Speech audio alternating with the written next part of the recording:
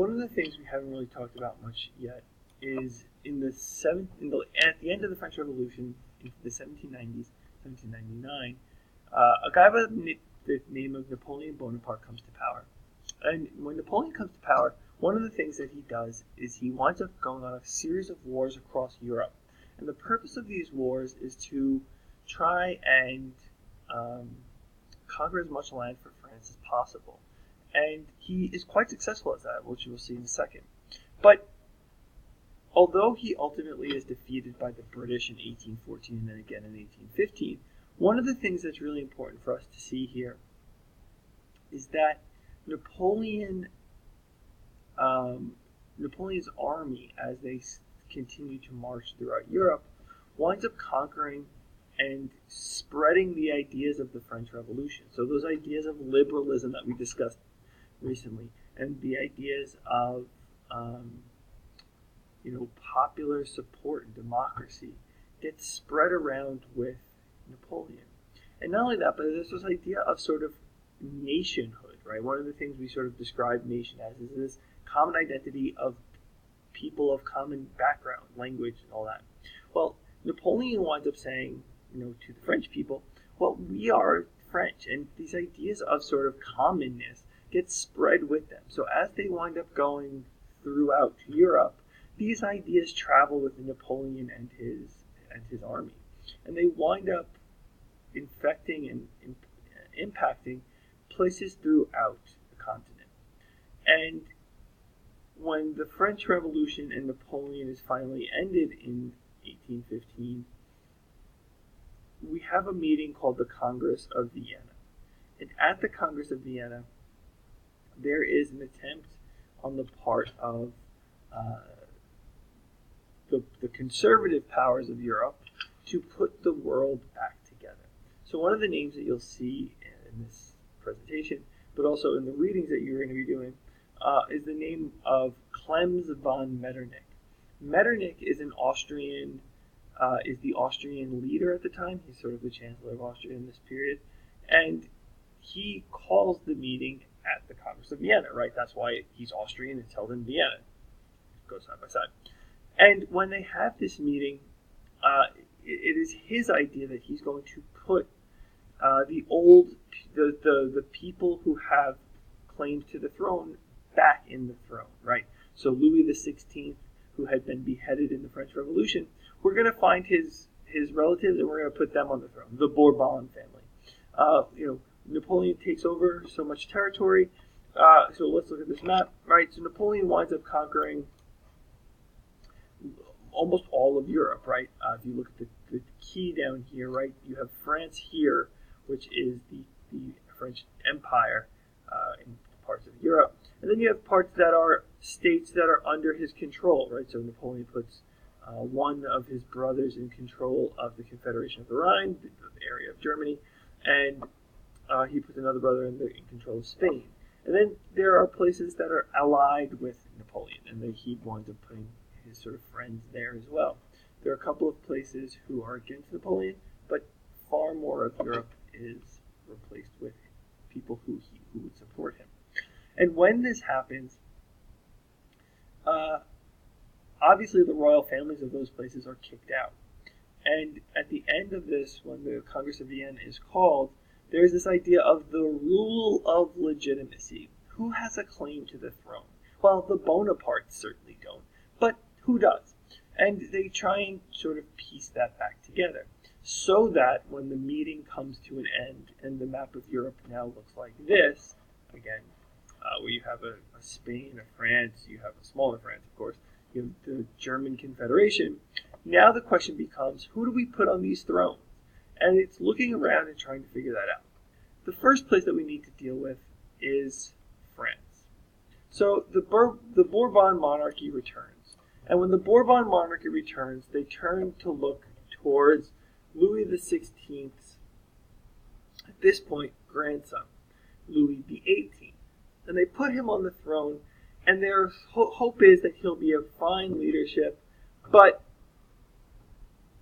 he's not as efficient. He sort of looks to both ends. He sort of tries to please the liberals, he tries to please the conservatives, and as a sort of rule, whenever that tries to happen, is going to be unsuccessful. So ultimately, he winds up being sent out of power, and he is replaced in 1824 by Charles X. Now, Charles is extremely conservative. He is really supporting the sort of rich people of France. He's trying to restore the aristocracy. I mean, look at this guy. How much more pomp and ceremony could you get there? In 1830, a rebellion breaks out in France, and Charles is forced to flee. And when he does, they bring in Louis Philippe. Now, Louis Philippe comes in, and he is saying all the best things. He is saying that he doesn't want to be called the King of France. He wants to be called the King of the French, right? Talking about this idea of the people. And he wants to be known as the citizen king, the person who looks out for the little man. And, obviously, once people start saying that, you obviously know it's not going to be terribly successful. Again, he continues the work of his predecessor, Charles X, and favors the wealthy, which obviously is a terrible idea when you're trying to say you're the man of the citizens. So he winds up being the king for the longest amount of time here, from 1830 until 1848. However, this sort of 20-year period, 30-year period for the French are really just a period of just sort of one bad king after another. So this revolution continues to spread, sort of fighting the different bad leadership, conservative leadership. We're going to talk more about this actually when we come back together and we see each other kind of a day. However, 1848 is really the year that we need to sort of think about. This is when France receives its second republic. So you remember that the first republic occurred during the French Revolution when Louis XVI was beheaded in 1793, January 1793. In February of 1848, in order to get rid of Louis Philippe, known as the Orleanist monarchy, and you'll read a document about the Orleanist monarchy, there is an attempt by the French people to overthrow the government of Louis Philippe. And when they do, and Louis Philippe is forced to flee, a provisional government is set up. And there is these liberal reforms that the French had been hoping for the last 50 years that are finally in place. And this really winds up creating sort of finally this responsive government. Now, I should also add here that liberal reforms are going around in many countries in the West, right? In Britain, you have the Reform Act of 1834. In America, we have the universal manhood suffrage, at least, as early as 1828. So you have these liberal reforms that are sort of sweeping the Western countries throughout sort of, I guess you would call it the Atlantic Basin.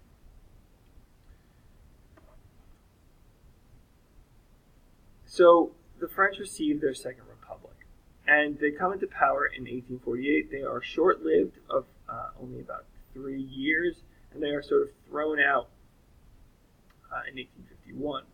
Now, the reason they get thrown out is because you have the radicals and the moderates who are constantly bickering over sort of what the direction of the government should be.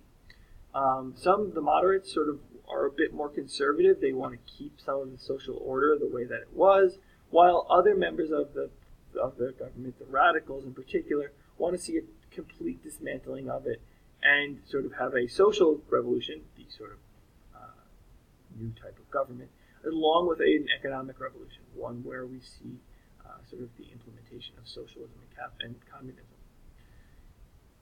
There's ultimately this revolution that sort of takes out the 1851 the government, and it replaces the provisional government with an emperor once again. So France is back to an empire. Now, that's what happens here in France. As I said, the movement continues and it spreads throughout Europe. So what you see in particularly places like Germany, Austria, Italy, Poland. You have these other revolutions that occur. And again, it's because these ideas of the French Revolution are spreading across Europe. And one interesting place, I think, is Germany, right? In Germany, you have this idea of the German Confederation. Basically, people who are German, who speak German, have German heritage, they are the ones who are sort of connected together into this German Confederation. You have this liberal movement where you have people looking to get more rights and more votes and more economic freedoms. And the German government, particularly under Metternich, who I mentioned a moment ago, winds up putting in something called the Carlsbad Decree. The Carlsbad Decree are meant to limit the press, basically suppress any anti-conservative opinions. But the one that I think is really interesting is the academic freedom. Academics at this time, sort of the professors in German universities, were among some of the most liberal in the world. They spoke out very vocally about Metternich and the sort of German conservatism that existed. And they used their position within universities to inspire young people who then go out and create more havoc. Because young people sort of are known to be sort of the most radical bunch, particularly during this period. So this academic freedom, I think, is a really interesting part of, or this limiting of academic freedom, I suppose, is very interesting. So finally, the last big thing I would like to point out here that happens, and we're going to pick this up when we discuss German unification, is that these French Revolution riots wind up sort of blowing into Germany. And the German Confederation, which existed after that Congress of Vienna, winds up seeing that there's a rebellion breakout. Again, that sort of suppression of academics with the Carlsbad decrees wind up implementing or impacting, the people. And in 1848, the king, Frederick William IV, calls a meeting called the Frankfurt Assembly. And at the Frankfurt Assembly, there are a lot of debates that are going on. Should we unify Germany, not just have a German confederation, but unify Germany into a single country? Should we give more freedom? Should we give sort of rights to people?